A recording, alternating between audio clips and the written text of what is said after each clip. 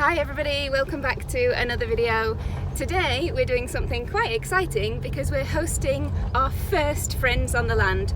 We've got some friends who are making their way here. They travel around Spain in a camper, bit more about them later, and we're just on the way down the mountain to go and meet them now. So today's adventure is going to be hosting our first Friends on the Land. We're Danny and Kate, and this is Paco. After 5 years living in Barcelona, enjoying city life, the beach and the slopes, it's time for a new adventure. Follow our journey as we build our very own tiny house and start a mortgage-free homestead in the mountains in Spain. Welcome to Smithsdale Farm.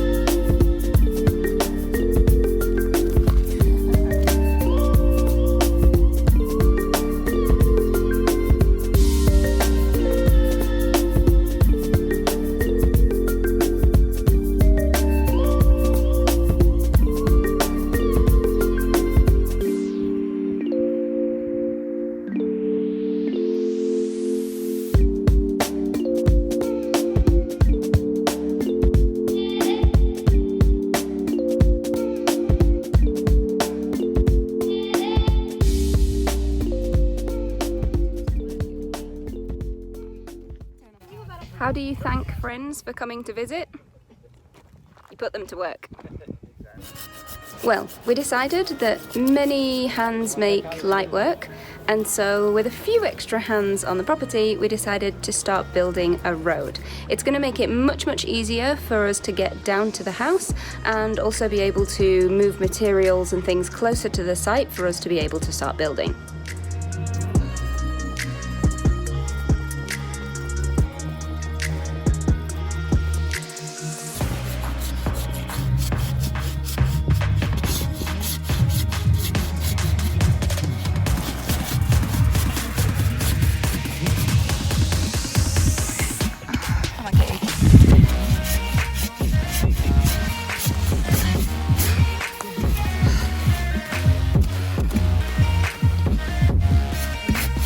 So close. Oh, nice! Celebration!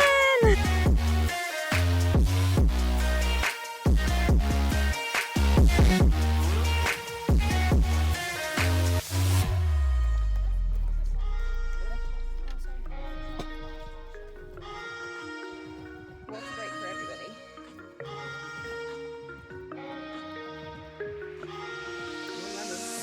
A few hours work, we're knackered. Time for a water break.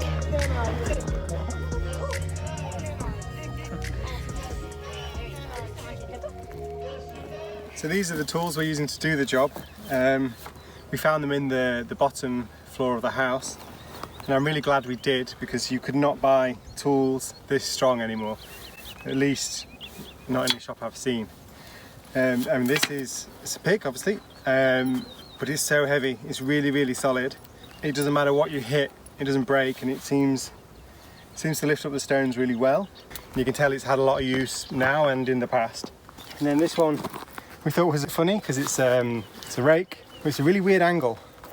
And for us, like, I don't know, that's not an angle you rake at. But actually for clearing stone on a pathway, it works really well. But as you can see, it's pretty sturdy again. It's pretty solid iron, and this is all one solid piece of metal. It's been bent out and curled round, and then they've riveted it together. But it's a solid piece of kit, and I think if we break it, we won't be able to replace it. So we are using them pretty heavily, but we're trying to use the right tool for the job if we can.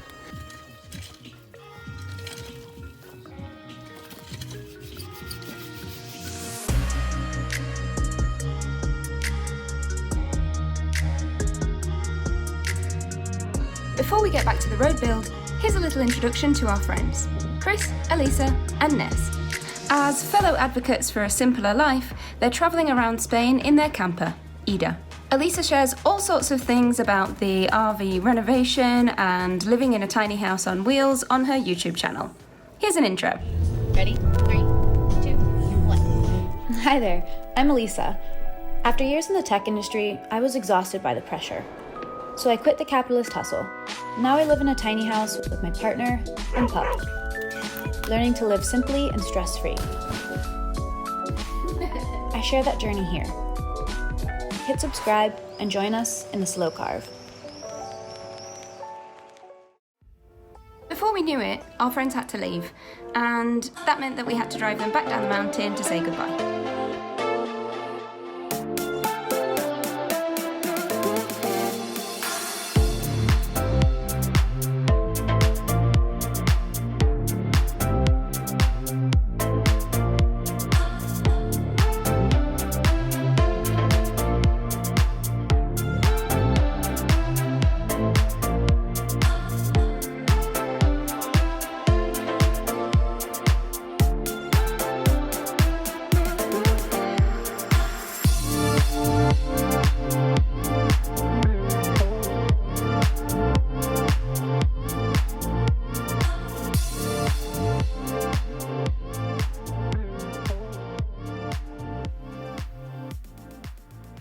With our friends gone, we were back to 4 hands, 4 feet, 4 paws, and a hell of a lot of work still to do on the road build.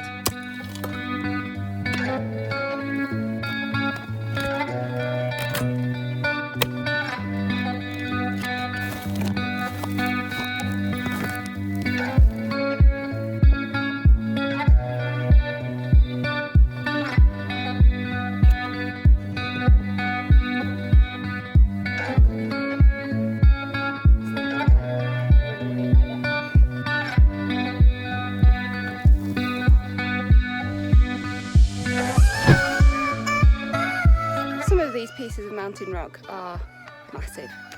That piece that we just moved, this is the size of my hand versus the rock. So it's coming towards the end of day 4 on the road build, and basically where we've got to is we've come all the way down and we're now kind of just in front of where the house is, so where we intend to turn in.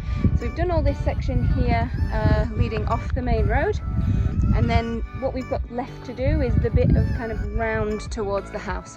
So we're not going to take it all the way down to the house. We've got a bancal just here, and we intend to just kind of pull it onto this section here.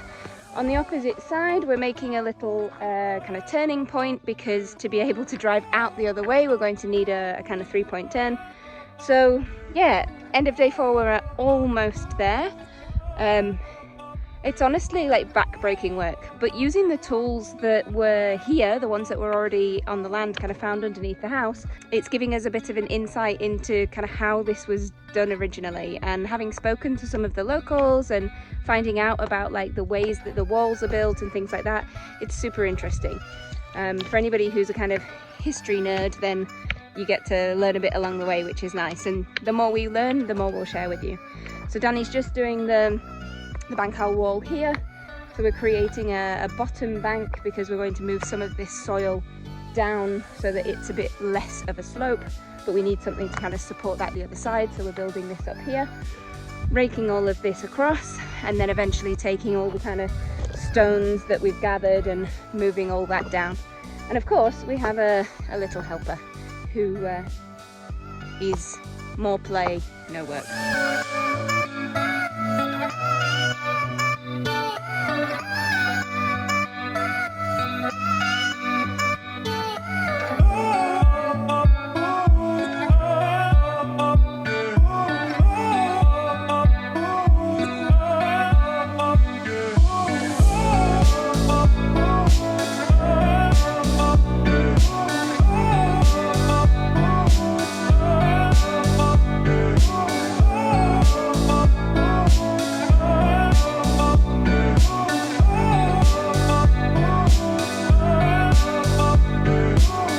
These are the faces of two very tired road makers. It's definitely time for a beer.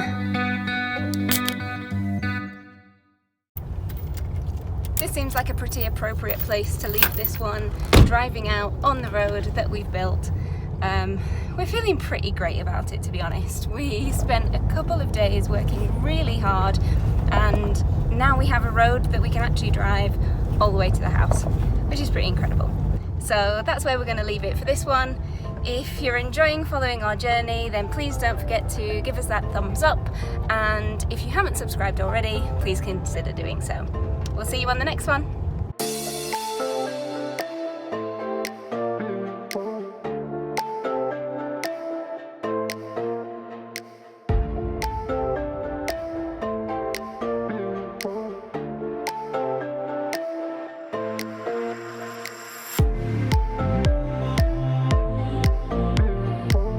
So this is the size of the trees that used to be on the land. You can see from the size of the trunk that they were quite big, well-established olive trees at one point, but now just bundles of twigs laid around the terraces.